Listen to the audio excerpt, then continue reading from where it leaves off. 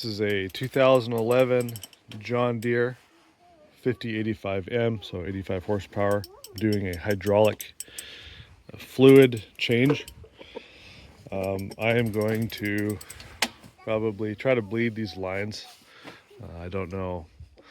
I don't think the hydraulic oil looks very good. I think somebody mixed some cheap oil and some other oil and just gotta take it all out. I don't really know how to bleed everything. I'm sure there is a method that John Deere uses. Tried to do a little bit of research, didn't find anything online that was obvious, so I am going to just bleed some lines. So first I'm going to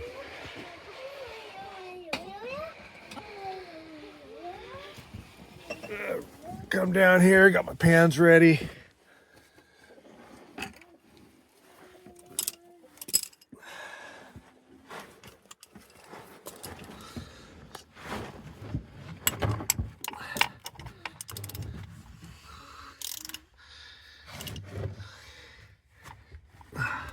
Try to do this as fast as I can.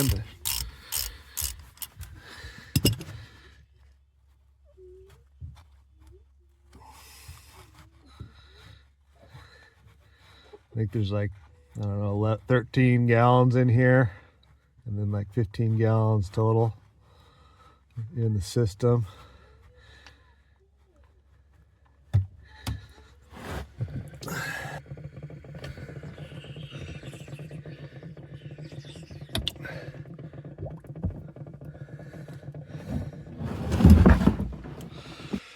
Okay, so it looks pretty good. I don't see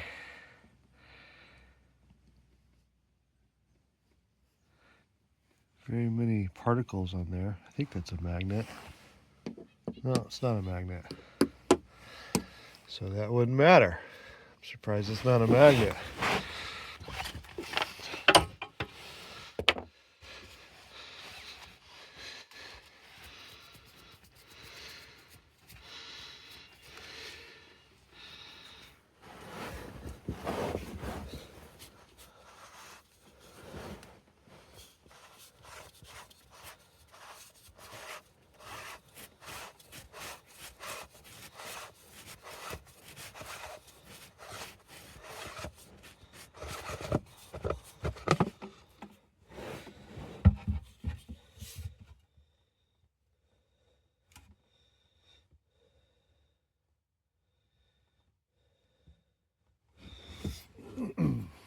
So, just gonna crack these 1 inch,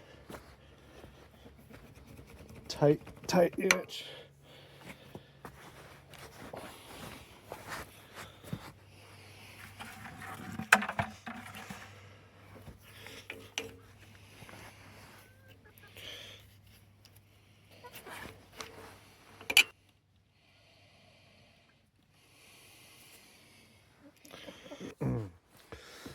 Just gonna crack some of these lines with a bucket underneath them.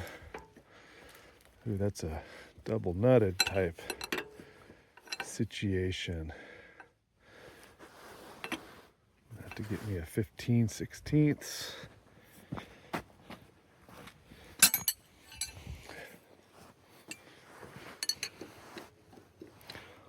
7/8.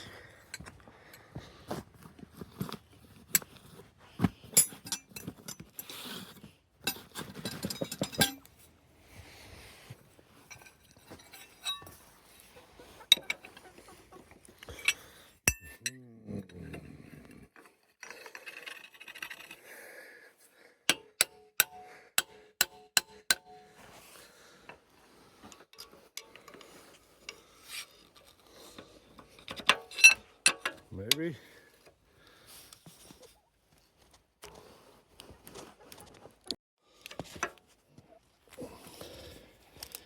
Seems to have worked by the skin of my teeth.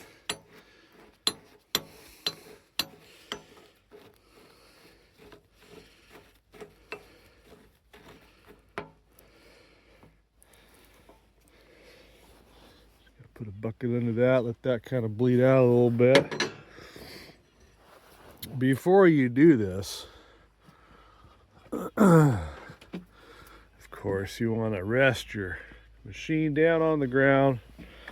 Just actuate all the hydraulic controls, make sure there's no pressure. You can look on many videos of some very severe hydraulic injuries, injection injuries. Be careful. Okay, so I just cracked all these hydraulic lines as well.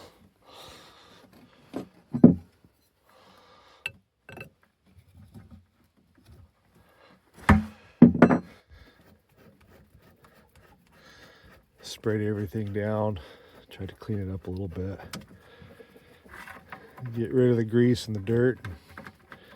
Makes it a little bit easier to maintain. I should do more of it, but I don't. Let that drain for a little while. I think I've decided to crack this as well.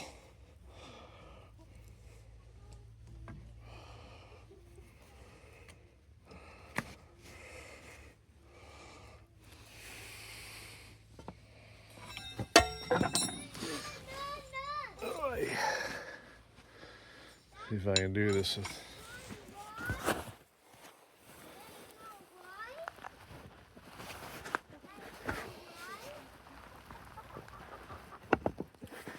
putting too much stress on that connection.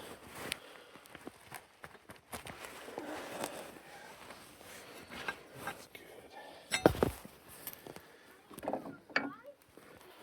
And then that connection dripping into a pan. I don't know. I'm assuming this will just kind of bleed out over time and there's going to be air in the system. And that'll purge out hopefully, and yeah, I'm sure it'll be fine. All right, so there's where the hydro filter goes.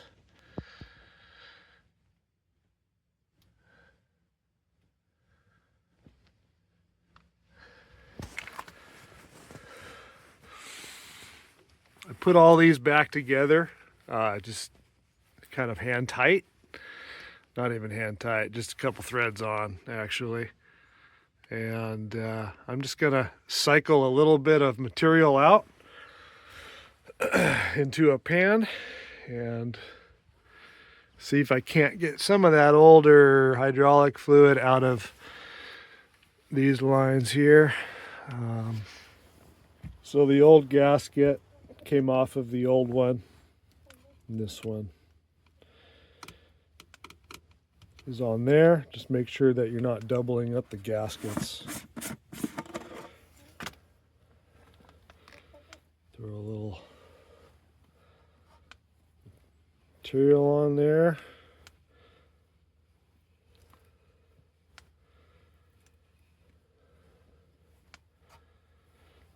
I know I should be wearing gloves, but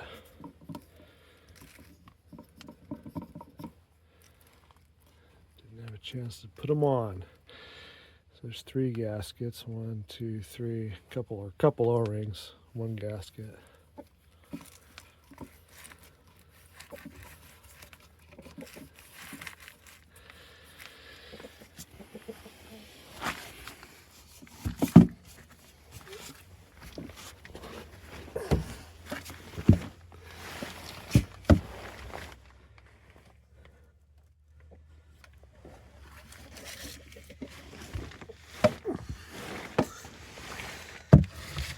You know what? I got a little bit of dirt up there. Probably want to clean that off first.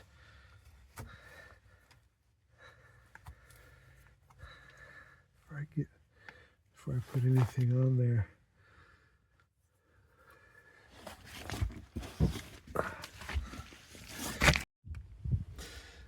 Got some degreaser and I've got some carb cleaner. I'm just gonna try to do this without getting it in there. Oh, I already did.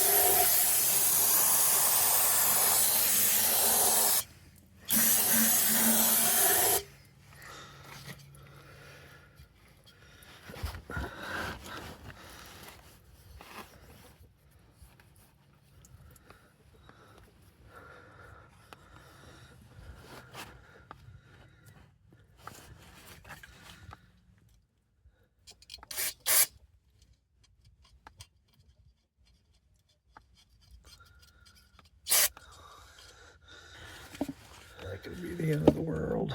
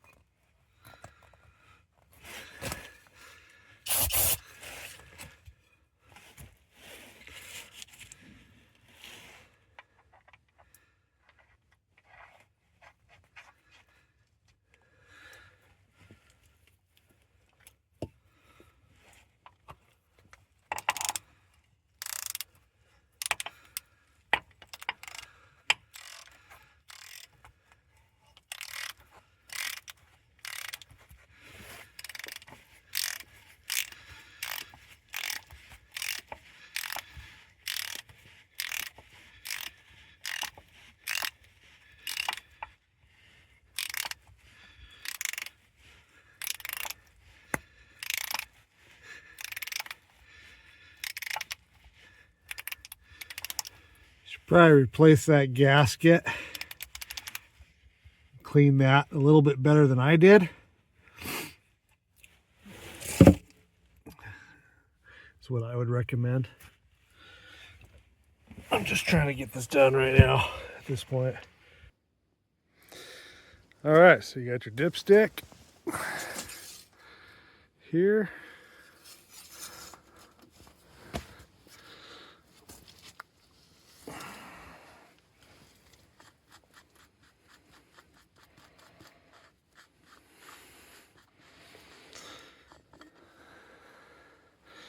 Ooh, look how dirty that thing is.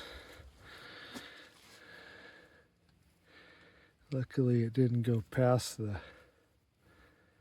seal. Maybe a little bit, not much. Clean that thing up.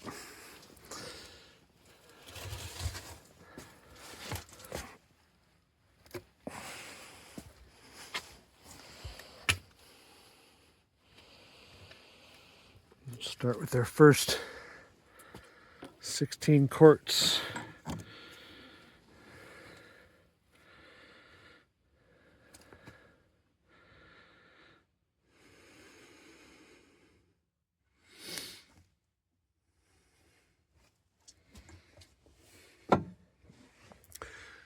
Beautiful day. Sun's trying to pop out, but it's 3 o'clock in the afternoon and it's setting in the mountains.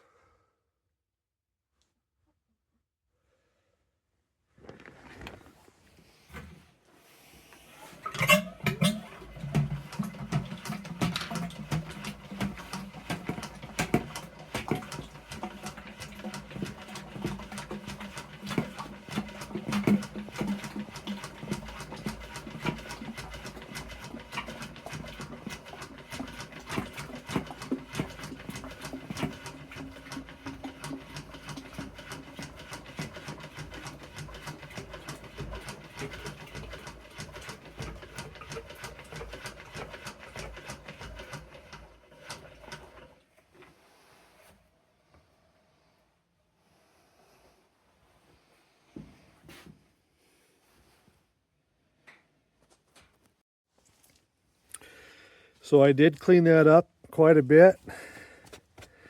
It looks like the outside of this cap has a venting system that vents the hydraulics. So it's probably a good thing that I popped that off and looked at it.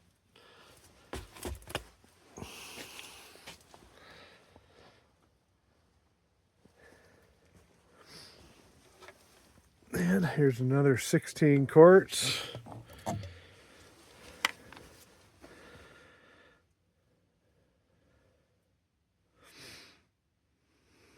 6 quarts. And some more mountains. So I'll probably do this about 10 more times and we'll be ready to fire it up and bleed some lines.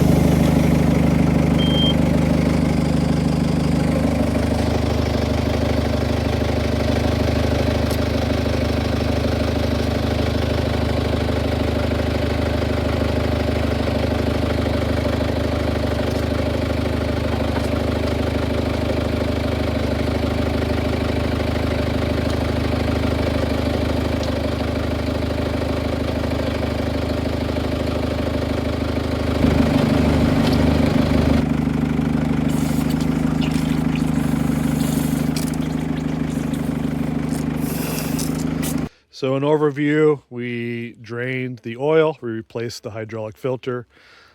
We cracked a lot of these hydraulic lines to try to bleed some of the material out of them in hopes that it doesn't cycle back into the new hydraulic fluid. So we cracked all of these lines to every cylinder, basically. I'm sure we didn't get it all, but I'm sure we got quite a bit of it. And that's it. I think I added about 15 gallons of hydraulic oil. I used the Chevron 1000 because I just could get a better price for that. And through some research, it was said that it was kind of an equivalent. So the next thing I need to do is kind of replace the plastic on here. And I would like to build a ROPS system for this. When I bought it, it didn't have it. So, but one question I have is when I actuate this tilt here, these two cylinders, this one and that one is probably 50% slower than the other one. I'm assuming it's because there's probably a leak in the gaskets or the rings in that cylinder. This is so you can see the lines come from the hydraulic controller and through here, and it services this last, but this is the slowest one. So my question is, how do you know if that's good or find the problem? Another question I have for anybody out there: how do you service these joints right here? I'm assuming I'm just going to pop that off. I don't know. If anybody has any input on that, it'd be nice to know. Okay, thank you for watching. And subscribe, please. There will be more.